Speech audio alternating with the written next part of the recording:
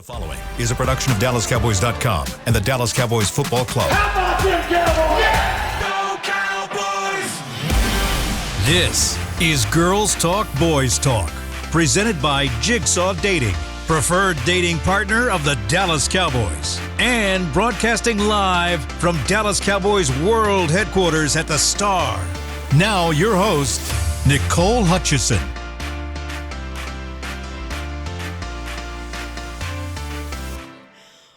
What up, Cowboys Nation? Welcome into Girls Talk, Boys Talk with a little twist today, presented by Jigsaw, the preferred dating partner of the Dallas Cowboys in the SWBC studio. I'm Nicole Hutchison alongside Ambar Garcia. We got Patrik Walker in the studio. And we got Hekma Harrison. Do it. That's what I'm talking about. That's the intro. That's the intro. I'm going to tell Nui next time he introduces me, that's all I want is the Nui intro you like that. I need it clipped. Facts. Douglas, if you're watching this, I need that clipped. Doug will take care of it. I need Absolutely. that. I need Nui with the bop. Yeah, I give would me love Nui to with see the That'll bop. never happen. Yeah, I know. That's what I'm saying. I need it clipped Never for that. It's okay. I was here to do it for you. You know, it's all right. It's all right. I appreciate it. Day 2 with the little mix-up show. I like this little rundown. With Yesterday was fun. Yesterday was a lot of fun. It was a lot of fun. Today's going to be Did you even do more any fun. homework last night?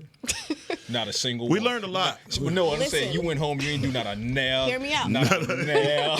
Hear me out, though. Not a... I said, I was just telling Hekma off camera that I was going to watch The Godfather on Friday. See, look at you already trying to put me on blast. I'm just keeping you on your toes. I'm just making sure you won't keep it to your word. I'm gonna make use of this bye week, right? On Friday, Okay. I'm gonna get back right. Right, I when you promise get that text on Saturday morning from this phone. Oh, that's crazy. Yeah, I'm gonna be like, yeah. You're going to be cultured. Oh, wow. You'll be there. I hope so. But no, all right. One of the biggest news of the day, well, really early this morning, was that the Cowboys have signed Jalen Dalton, undrafted free agent in 2019. What's y'all's thoughts on that new signing? I'll start with Patrik. I mean, it's not going to move the needle because it's not designed to move the needle.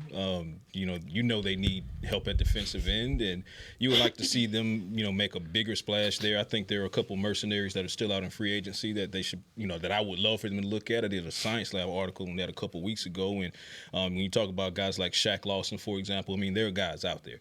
But they're choosing not to go that route, so they want to go with, the safer route with a guy like Jalen Dalton. Like you said, undrafted guy, 2019 for the Bears, spent some time with several other NFL teams, most recently XFL stint. We do know they love their XFL experiments, and maybe it works, maybe it doesn't, but as far as... You got to mention the Bahamas deal. That's what I was... San Antonio, Bahamas. Yeah, San Antonio, Bahamas, yeah. I was like, Yeah. what? Yeah. So some time with Seattle Sea Dragons and then San Antonio. So now he's coming up to North Texas to try his hand on the practice squad. But, I mean, it's a practice squad signing. It's for depth. And, again, I would love for them to go after, some bigger fish that are out there that I named, like Shaq Lawson, for example. But this is the route they're going. So we'll see what the young man has. What you think? Par for the course. It's what we expect. I mean, we haven't made any splashes. I don't expect for us to. Right. It's just it sounds about what we've done with guys in the past, and I like what you said about the XFL route because that's literally the route that we've gone with certain guys, developmental guys, whatever he has in him. We're gonna have to figure out if he is a guy that can make the actual game day roster, if he ever gets there at all. So. Look, man, we need all the help we can possibly get at this point on the defensive line, and I'm looking for something a little bit bigger fish than that. A guy that works at Amazon, give me, I'm sorry. Give me.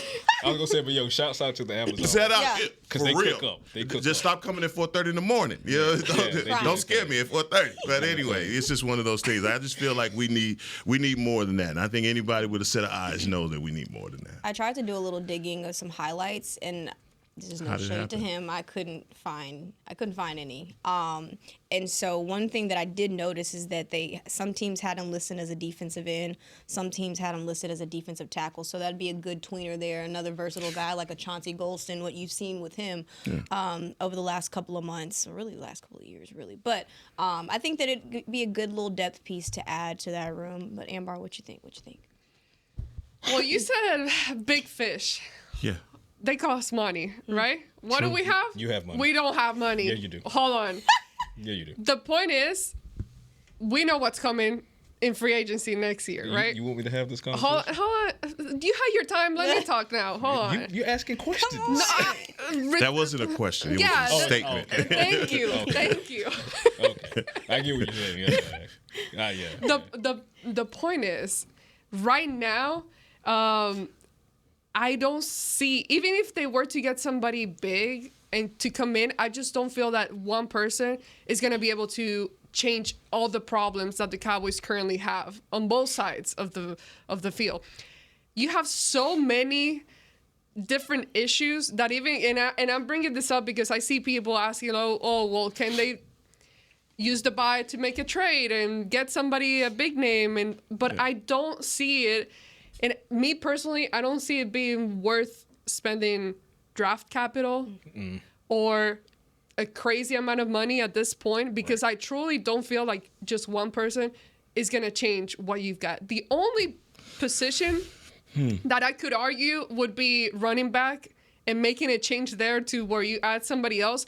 But the problem is that I see is that currently, even guys that they do have, they're just not taking advantage of the guys that are useful. And we talked about Lipke yesterday. We brought it up. That's another guy that I'm saying, my point with this is like, okay, I see that you're not really utilizing the talent that you do have.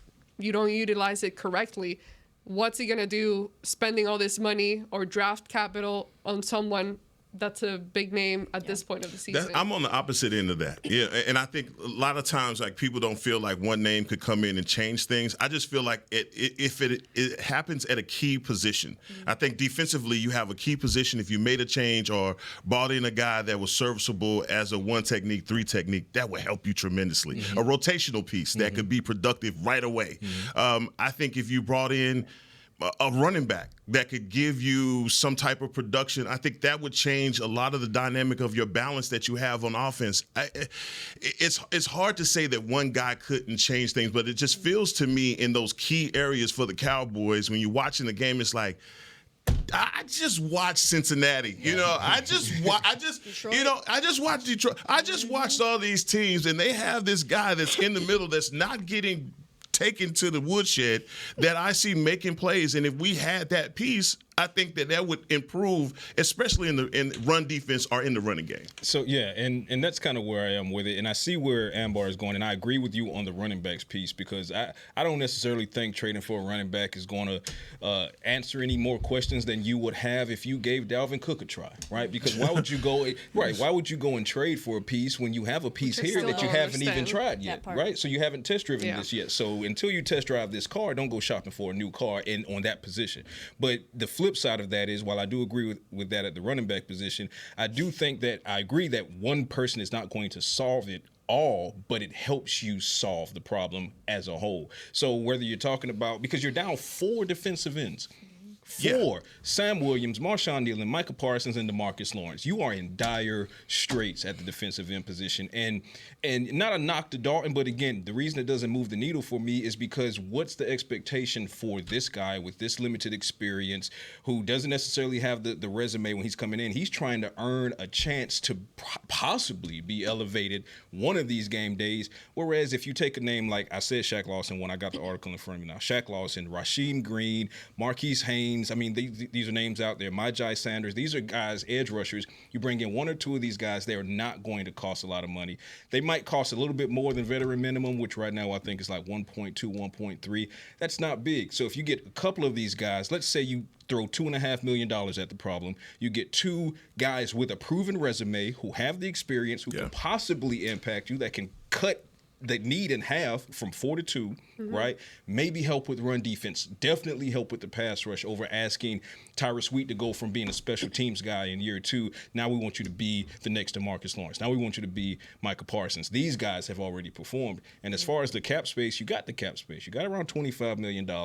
And I know a lot of people are saying, well, they're pocketing that because they get to roll it over. Right. Pocketing that for Micah Parsons. But Mike is under contract next year. So if you extend Micah Parsons, this doesn't go to that. You won't need this for that. You would only need this for that if Micah's contract expired this year. Yeah. So that's how the money works out. So I get what you're saying. You're right on the running backs position. Not you're right, because it's your opinion. You're not right or wrong. I agree on the running backs position. But because you're in such a dire straits at defensive end, just bringing in an XFL guy to experiment with, that's not going to move the needle for me. I don't think it's going to move the needle for Zimmer either. The only reason why I don't see worth the investment right now on like a bigger name guy is because I saw what your starters were, how they looked. No, that's fair. For a few games. This is the only reason, because I agree with everything you said. Fair. That's fair. I agree. Yes, any help you can bring it, you know? But it's like, okay, what is that going to look like? Because we got a taste of what the starters looked like, and you were not performing. Against the Saints. You were not. So that is absolutely the only reason why I'm saying this, because otherwise I'll be like, okay, yes, bring it in. But we've seen it also when you point out, let's say on the offensive side of the ball, you have most of your starters right now. They're still not doing anything at the moment. But back to the defense, there were so many other things that Mike Zimmer, I thought he was gonna revolutionize. Sorry, I hit the mic. Revolutionize the defense, and I was so excited about it. Yeah. And we never saw it. The pressure wasn't there, and you had your DeMarcus Lawrence, you had Micah Parsons healthy and in there. So that's the only reason why I'm saying what I'm saying. No, and you're right in that capacity, because I mean, when Micah was there and DeMarcus was there and Marshawn was healthy, you were still allowing over 400 yards on the ground over the course of like 2 or 3 games. So you still had the problems. So I get what you're saying. Where were the problems? It's like when you look at the total, where were the problems? Yes. Yeah, come on now. I mean, and I don't want to paint over this. I think that when you talk about the key pieces, it all works link and chain together. And when you don't have that piece in the middle, guard to guard, that's going to at least hold up so your linebackers can be serviceable. That's what I'm talking about. No defense. I don't care how good Micah Parsons is on the outside. Teams have been able to shuffle their line to block protect against number 11. They've been able to do things against Tank to take him out of certain games. And you're right. We are playing shorthanded without Marshawn Nealon, without Sam Williams. I mean, think about it. We started the season without those pieces. Yeah. And so I'm just talking about what I see right now when it's blaring on tape. Yeah. And I'm with Ambar. When Ambar says, look, what are you doing when you do have your starters? But as you examine the tape, you're like, damn, we getting it handed. You know, oh man, that's horrible. You know, and guys like Phillips goes on. I mean, it's like all the things that we've tried to bring in and try and figure out. We've had to work certain guys into shape to even see, you know, why we even brought them in. Yeah. So, and you also got to look at it from a foreshadowing standpoint as well, because it's not only about, you know, what went wrong in the first 6 games. Coming out of this bye week, who are you going up against? San Francisco. Who's their head coach? Shanahan. Shanahan and his entire tree has been whooping you behind. Yeah. Right? So you're going up against the OG of that coaching tree, and just, you know, getting a guy like Dalton. Is that why you would have read today? No, this is UGA, baby. Is that what it is? Is that what it is? He tried to. If you know, you know. Dogs and Horns on Saturday. Oh man. Yeah, Dogs and Horns. You got pressure upstairs. Oh yeah, me and Derek. Yep. Yeah. This is good. Yeah, me and Derek. He tried that though. The drama. But yeah, bringing in a practice squad guy in this bye week, you got 2 weeks to prepare and try to get things rolling, because you got to come out of this bye week firing, and it starts with exercising the demon of Kyle Shanahan in San Francisco. And when you see that, that's what you should be planning for. So whether it be a trade or whether it be a free agency acquisition for a bigger name guy, you got to. If you look at Jalen Dalton, and you say, this is going to help us beat the 49ers, then we're in bigger trouble than we think. So let me ask y'all something. Let's say, since we're talking about the 49ers, the Cowboys beat the 49ers. You know, they look good defensively. They look improved offensively. Will that, I guess, erase everything that's happened? No. Why? It's not enough. It's not enough. What it can do is be the trampoline, or I should say the jumping off point, the launching pad for what you hope will be momentum that then takes you through what will be the gauntlet all the way through Thanksgiving, because good grief, that's a gauntlet, man. Right. But as far as if you beat them, you walk away, you feel good. You're like, we conquered that demon, but you're still 4-3, and you got to stack wins. Yeah, of course. So then you look at the film and everything you did right if you walk away from San Francisco with that win, and you build on that. But if we're going to say, beating San Francisco automatically, again, makes you a contender, no, it doesn't. It just puts you back on the right track. Well, a loss What is a loss? You know what I'm saying? So I mean, would be devastating. Yeah, I guess here's the thing. I think where the Cowboys have failed, and especially against those zone runs, you are going to ask yourself, like, you guys are getting picked off in these zone runs. You're seeing these left tackles and tight ends get to the second level. Defensively, that's what I'm going to be looking for, because it's a copycat league. Yep. Everybody's running the same thing at you over and over and over again, and it's until you stop it. Yeah. And to me, it's like the Cowboys are in a mode like, look, man, what Detroit did, Detroit emptied their entire playbook on you. And every other team is going to try and humiliate you the same way. A win against San Francisco, to me, and especially stopping their run, because you know that's what Shanahan's going to do. Yep. To me, it gives you that trust, time, consistency, and proof that we talk about on the Players Lounge that, man, at least this is something that we can hang our hat on. Right now, as we sit here right now, we have nothing to hang our hat on. Nothing at all. Because all we've seen week by week by week, even when we win, teams are finding a way to hold the ball, run the ball, and look, man, it's self-explanatory. We've got to find a way to stop the run, period, to me. And that brings me to my next point as well, because something that was brought up with Mike Zimmer was the inconsistencies of being able to stop the run, and just the inconsistencies of just the defensive performance as a whole this year. There's been some highs, the Giants, the Steelers, then you look at the lows, the Ravens, the Saints. But Mike Zimmer had said something really interesting, and he was addressed pretty much about if the inconsistencies have been addressed. Let's go ahead and listen to what he had to say. Yeah, we've addressed it. A lot of it is, sometimes it's the teams you're playing, obviously, and then sometimes it's the things that you're doing that lead to the inconsistency. It's, eye discipline. It's not winning to a half man to your side. It's, taking on a block and not getting off the block. I mean, there's a lot of different things that lead to that. So. Like I said, I thought we were making progress. Obviously, we took about 8 steps back the other day, and we'll just have to keep grinding. So aside from the fundamentals, aside from the maximizing practice time that coaches are saying that it is, where do you feel like the root of the inconsistencies come from? Is it scheme? What is it? I'm gonna go. I don't mean to bring the whole practice thing again, but the only way for you to get rid of the inconsistencies is for you to be consistent in the way you prepare for a game. Beautiful. Oh, that came out pretty nice. Yeah. Dang, I just made it up on the fly. That was perfection. Yes, where the ding at? Wow. Cook. You don't even have to say anything. Yeah, that's it. Like, there we go. That's a bar.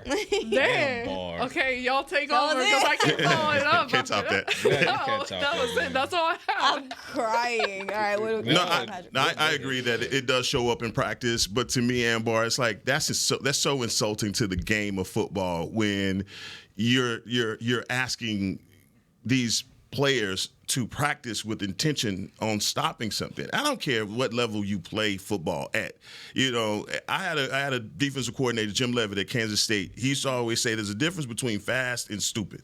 Like, you could go out here, you can play fast all you want to, but if you're wrong, you're going to be wrong, and somebody's going to run right behind you. And all of those things are showing up in practice, the way that you prepare for the game. And what he's talking about, leverage and intent, those things is like taking on an outside block with taking on the block with your outside shoulder that you know you're going to lose contain. Little small things like that, they're so small, but these are the small things that can get you beat. That's the game. My man. And so that's what's happening to the Cowboys. And when you hear a coach stand up and say, we took 8 steps back, that's saying that we're not prepared enough. I mean, all it is to me, football, from what I understand, and the little bit I know, is you watch the film, you go out and you practice it, and when you show up on game day, it's all muscle memory. Mm-hmm. And we know how to react. I don't care if the team is running this play out of 12, 13 trips, pro, twins, whatever, you know where the ball is going to be. And so it's going to be intentional for you to make sure that you are there, and everybody's going to rely on you to be there. When you show up on game days and you're asking yourself as you're watching the film, what the hell hell was he looking at? Or where the hell was he going? Yeah. And Mike Zimmer has to stand up there and answer a question like that. And it's because on film, it makes no sense. Yeah. Scheme-wise, what you're asking, it makes no sense. Yeah, I mean, we talked about it yesterday, and I really pointed at, hearing guys like Jordan Lewis, leaders in the defensive portion of the locker room, key in on the fact that guys are not, locked in on details in practice, and they're playing how they're practicing because they're not practicing rep to rep, right? They're practicing like they can just turn the switch on. And Hekma put it beautifully in that this is the NFL wherein the margin of error is slim to none. I mean, this is not Pop Warner. This is not high school football, college football, depending on what collegiate program you play at, where, the margin of error might be a little bit larger than usual, and you're depending more on your talent than the next person's talent. Okay, cool. Well, guess what? In the NFL, that guy you're lining up against, he's just as talented as you are, and that's why he's getting paid as well.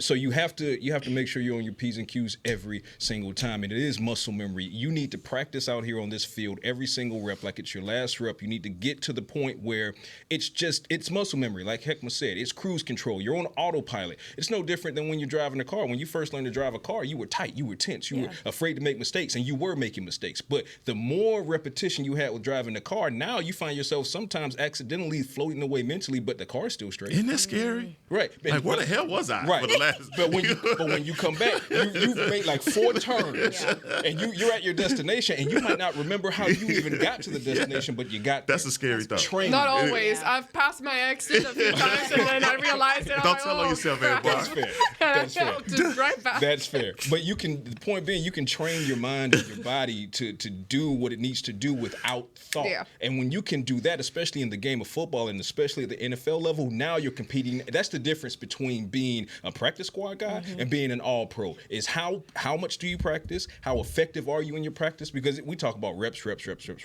It's not just reps. It's quality of reps, right? If I give you 100 snaps in drop back coverage in this one-on-one, okay, that's part one of the formula. Part two is how effective are you attacking each one of these reps? Sure. Are you being lackadaisical about it because it's not a game and you're like, oh, I know how to turn this on in the game. You try doing that and you're going to get walked 47-9. So does the same thing translate to the lack of physicality that this team has shown too? God. Because dang. I mean, no. Yeah, because they're ranked 5th in most missed tackles, and that's something that every single coach harped on yesterday was the lack of physicality. I mean, hell, even the players said it post game. So do you think that translates to the physicality? I have a hard time believing that guys that have played football their entire lives have a lack of physics. I just don't feel that. And look, I do a podcast with a guy with Barry Church, and one of the things that I've admired and loved about his career is Barry Church, no matter what his limitations were that made him go undrafted, there was one thing about it, one component to his game that was there. Physicality. Yeah. If Barry Church was a guy, if you go turn the tape on. Oh yeah. Barry would knock the meat out your taco. Take him to church.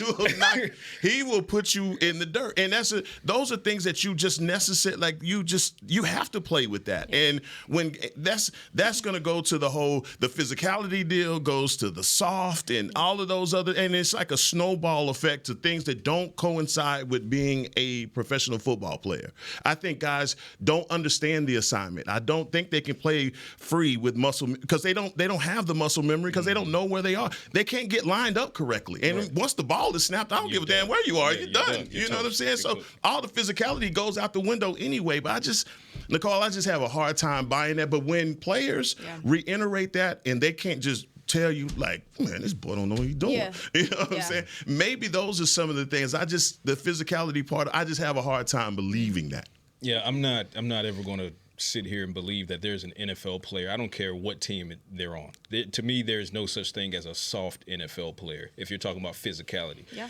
What you see on film is a display of how keyed in they are, how disciplined they are, and how much effort they're putting into that particular play. It's a combination of those three things, right? So if this guy's getting beat off the block, I don't think it's because that guy's more physically aggressive than this particular guy. I think maybe this guy missed his key, or he wasn't paying attention in practice or the meeting room, or something went wrong there for this particular guy. Or maybe his mind floated away before that rep and he just got blown up, right? Which then kind of goes to what I think, if you're going to use the word soft, number one, it doesn't apply to the physical aspect of it. For me, it goes to what's your mental ability to bounce back after something bad happens to you? Because in this league, bad things are going to happen to you, not just on a game-to-game or a week-to-week basis, on a rep-to-rep basis. If Hekma and I line up on that field right now, I'll win some, he'll win some. But when he wins some, how do I mentally bounce back from that? Am I getting down on myself? Is my head down? Are the people around me, to your point yesterday, are people around me letting me hang my head, letting me get down on myself? Because then that perpetuates itself over the next rep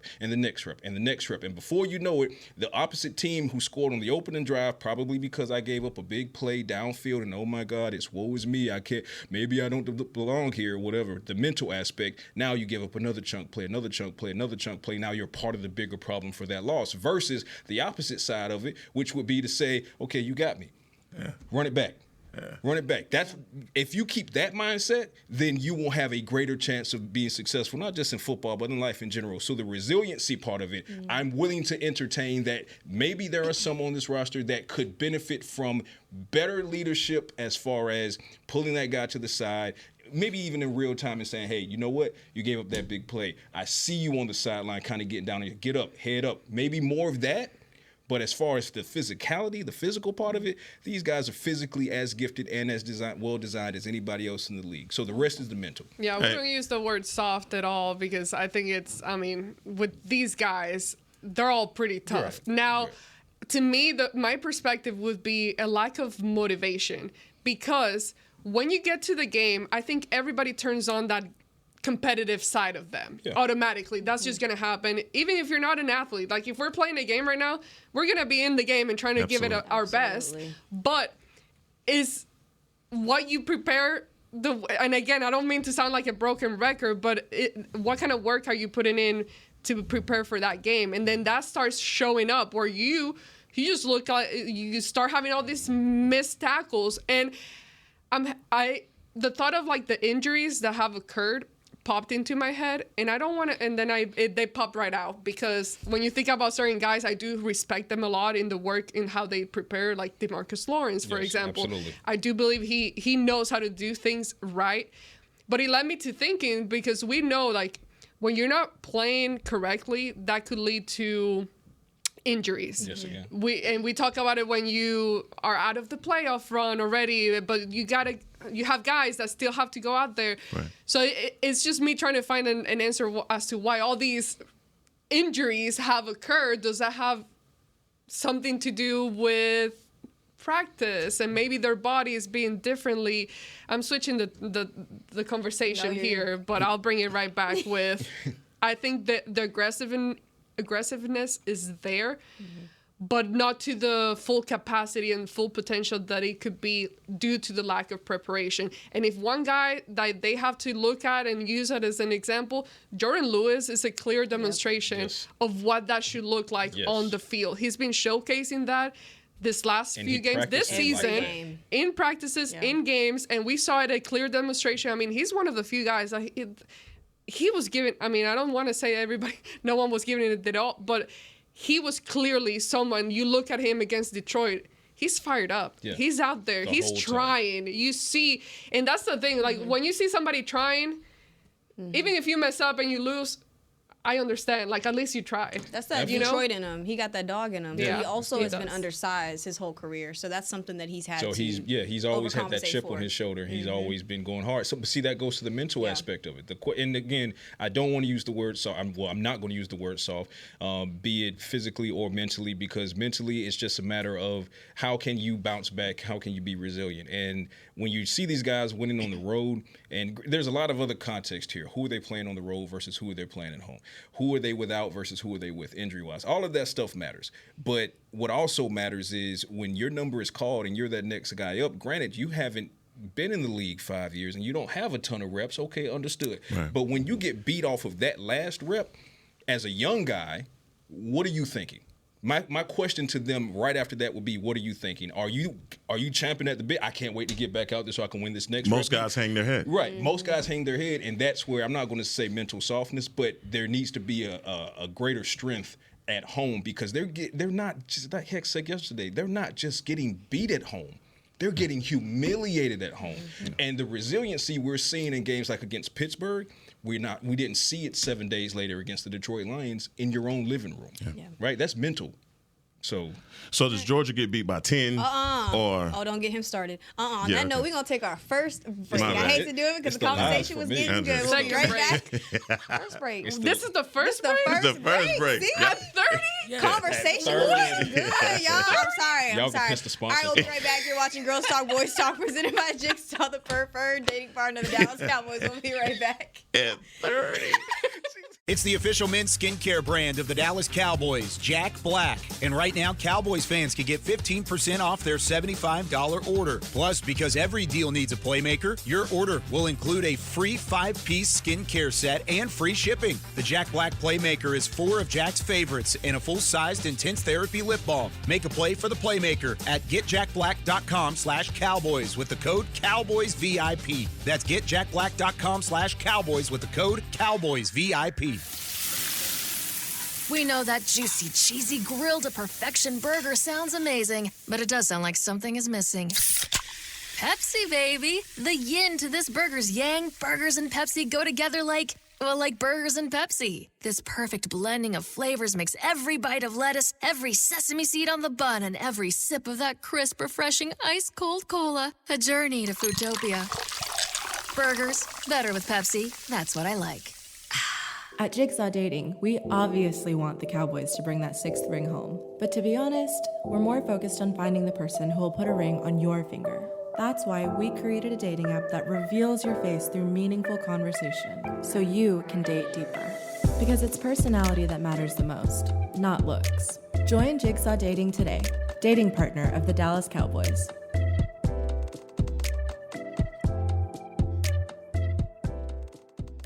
The Dickey family always mandated that the only Polish-style sausage worthy of their restaurant must have high-quality coarse ground beef and pork, rich spices, and fresh natural casings. We still serve it to this day, and it's so popular, Dickey's sausage has been named the official sausage of the Dallas Cowboys. The perfect matchup on game day. Dickey's Barbecue Pit. No one outsmokes us. Order at dickeys.com. For groups, call 866-BARBECUE. Dibs on the ribs.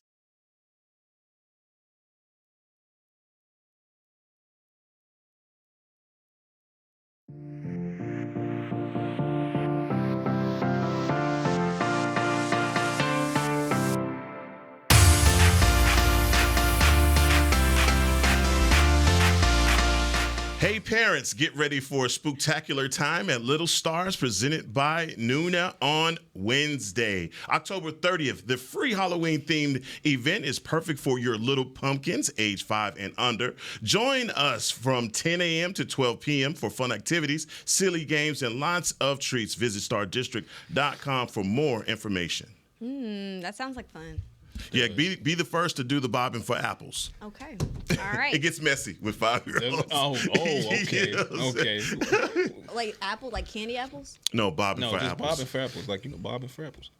You have bob for apples, Nicole? What the hell, man?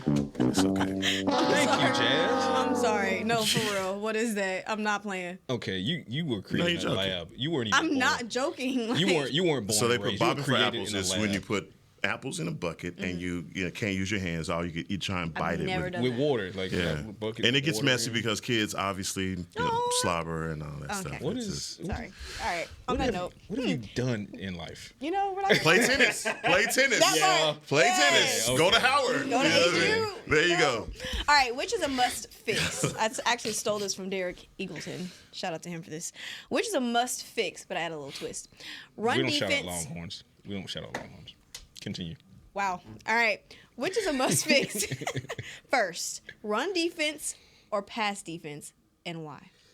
Run defense because it helps pass defense. Hey, I said, well, I guess that makes sense. No, and I mean, yeah, but if you had to prioritize, go. It's run defense. I've Okay. always been a huge machine. advocate of you build from front to back, right? Because if you stop the run, then it forces teams to become one-dimensional, and it gives you more opportunities. Assuming your pass rush is there, gives you more opportunities to possibly take the ball away because they have to throw 40, 50 times a game. But hear me out. Last year, little rebuttal. Come on with it. Last year, run defense was still a problem. The secondary was ultimately the breadwinner of They this saved the defense. day. So it's kind of like How far did that get you?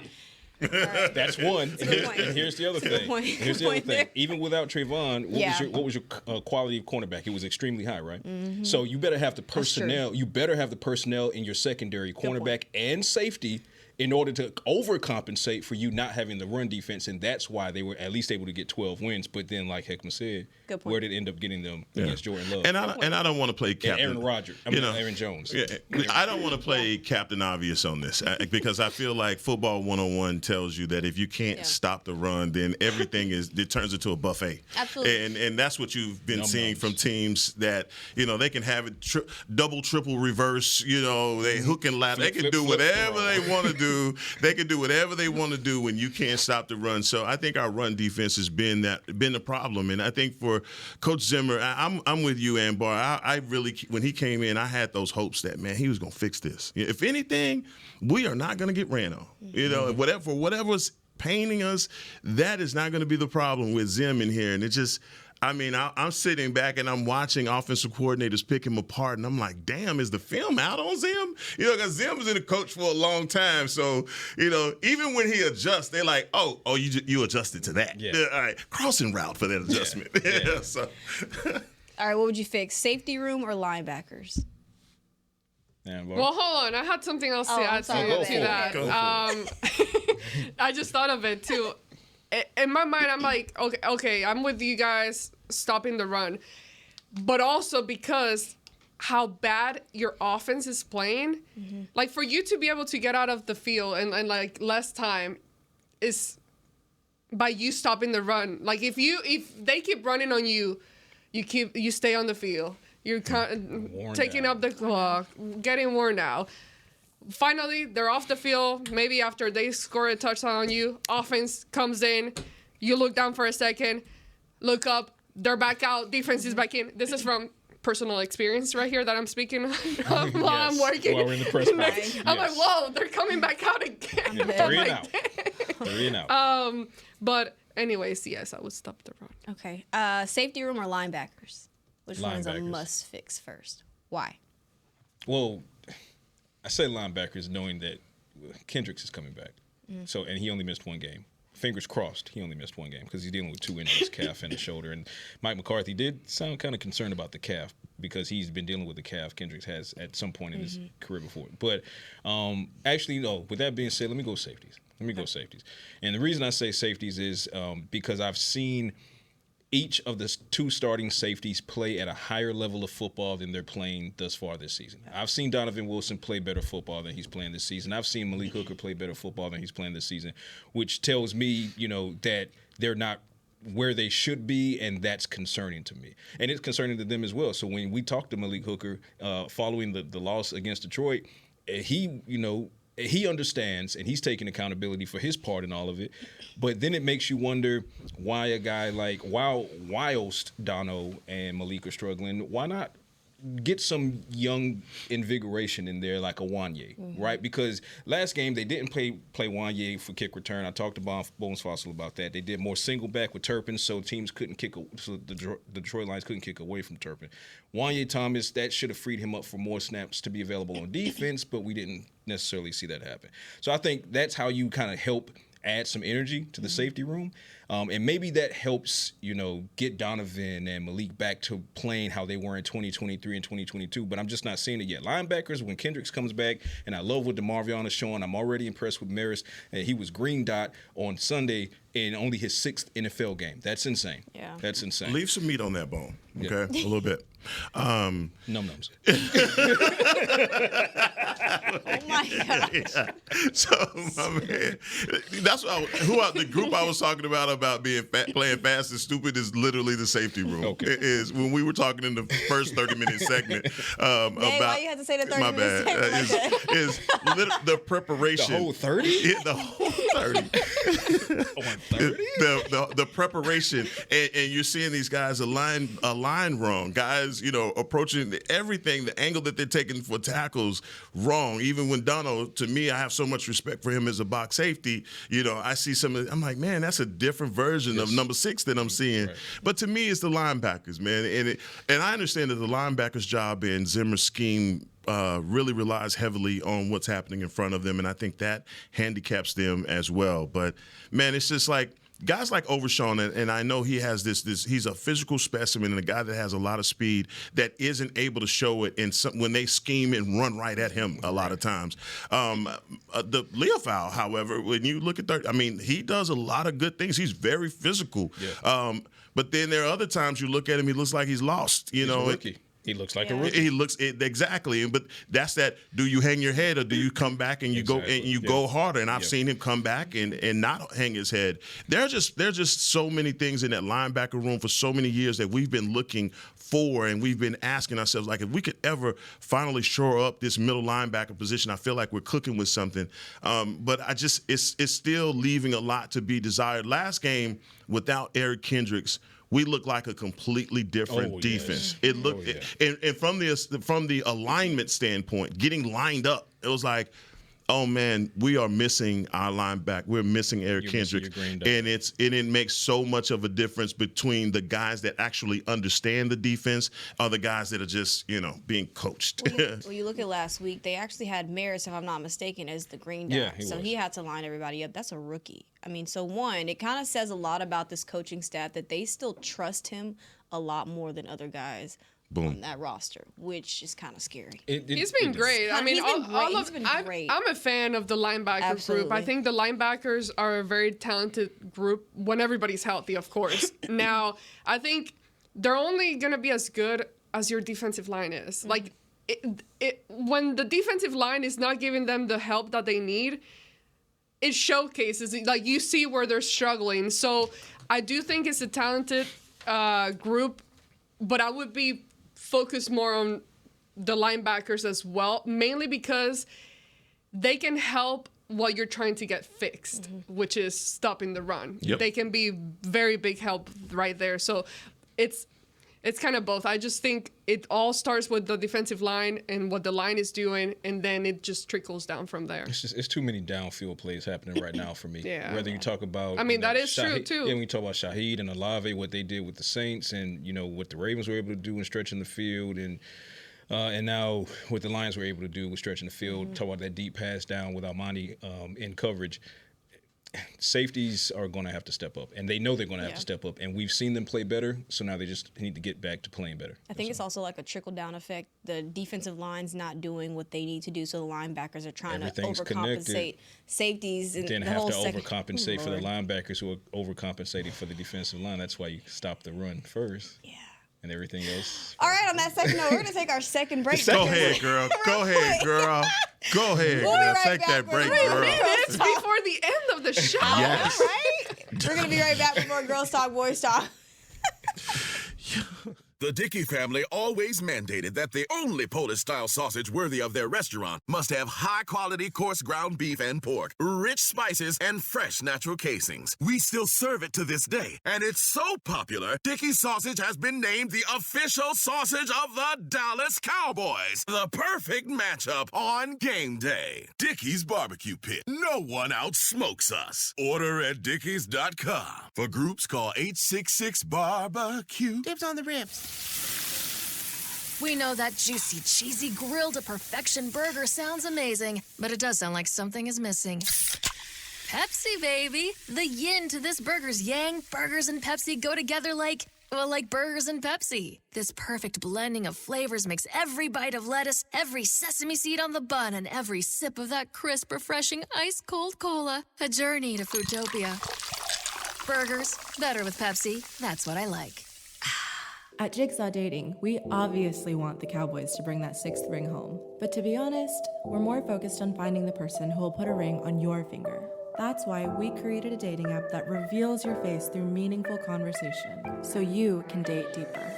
Because it's personality that matters the most, not looks. Join Jigsaw Dating today, dating partner of the Dallas Cowboys.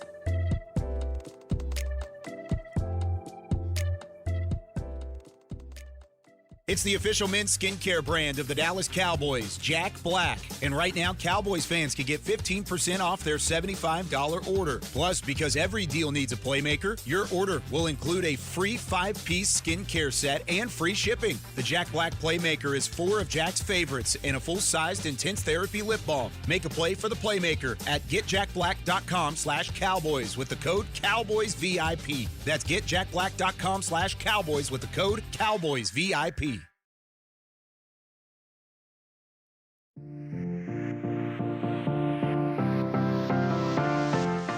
Cowboys Nation, Dallas Cowboys United, presented by Globe Life, is now exclusively in the Dallas Cowboy app. Join the official fan club today to receive access to all new Cowboy Drops features, team news, and pre-sale access, and fan and kid of the game. Download the app now to join. Dang, that took a half our minute we got left on this play. Don't, Nicole. I'm just playing. All right, before we wrap things up on this show, I'm going to go through our little individual report card, all right? Okay. 1 through 10. I think, yeah. Is it 1 through 10 or A and F? I figured 1 through 10. I switched it up a little bit. I didn't want it to be like. It's more variance with 1, 2, 10. There we go. You can kind of. I can't say C-. F+. Go ahead. So right. 1 being bad, 10 being the best. Yes. Okay. 5, like, Yeah. All right. Gotcha. Trayvon Diggs, Hekma. 6. Okay. 7. I don't think he'd be this good this soon. He had a bad game, but he's coming off that 20, so I don't think he'd play this well this soon. 5. I'm going to go 6.5. All right. Jordan Lewis. Ambar. Jordan, I'm going to give him a 9. Okay. A 9.75. I'm gonna go full Hutch.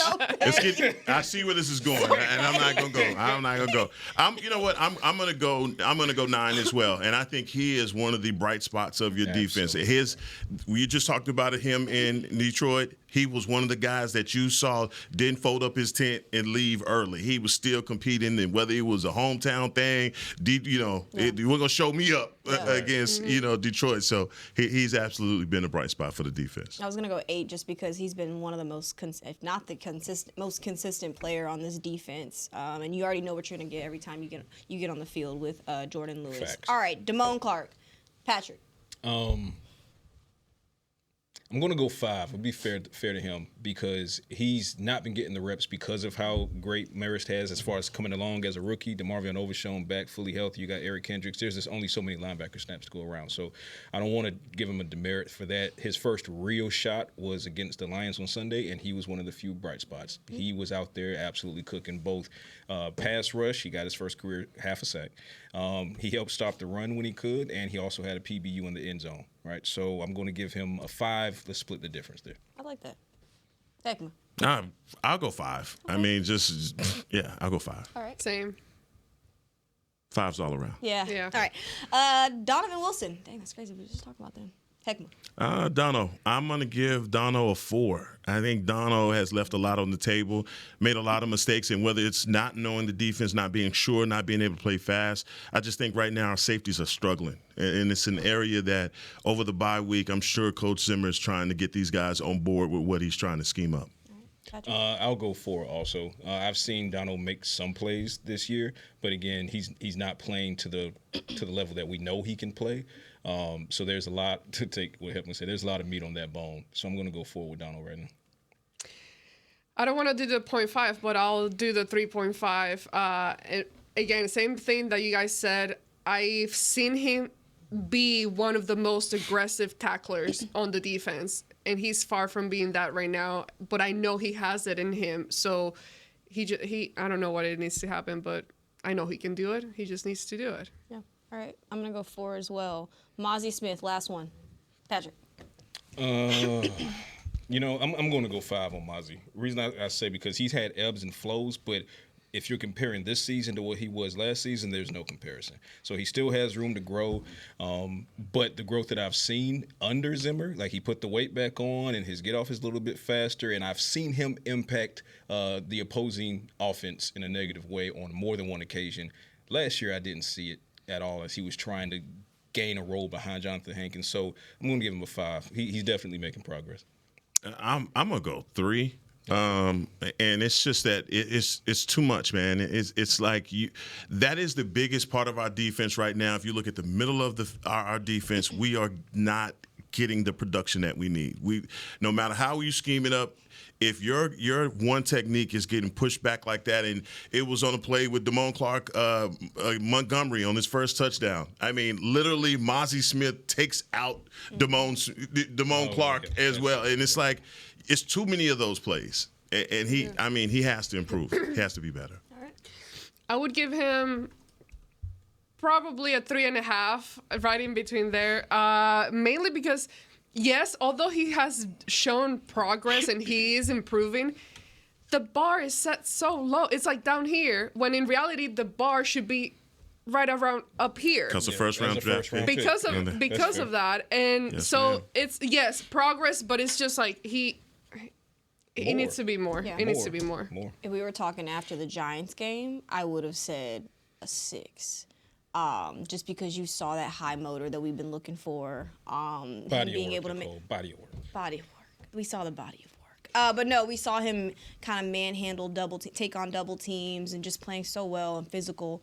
So if it were after the Giants game, I would have given him a 6, but now it's kind of declined, so I'm gonna go with a 4. Well, this has been fun, guys. I hate to see y'all go. Thanks for having us. Yeah. Hopefully y'all will come back. This has been great. You just homework though. Just want to cry. 30 minutes? On 30? Sick. On 30? Y'all are sick. On that note. You stopped The Godfather on 30? This has been great. Ambar Garcia, Patrik Walker, Hekma Harrison, and Nicole Hutchison. So long. That has been a wrap for Girls Talk, Boys Talk. We'll be back next week. Go Dogs. This has been a production of DallasCowboys.com and the Dallas Cowboys Football Club. How about this, Cowboys?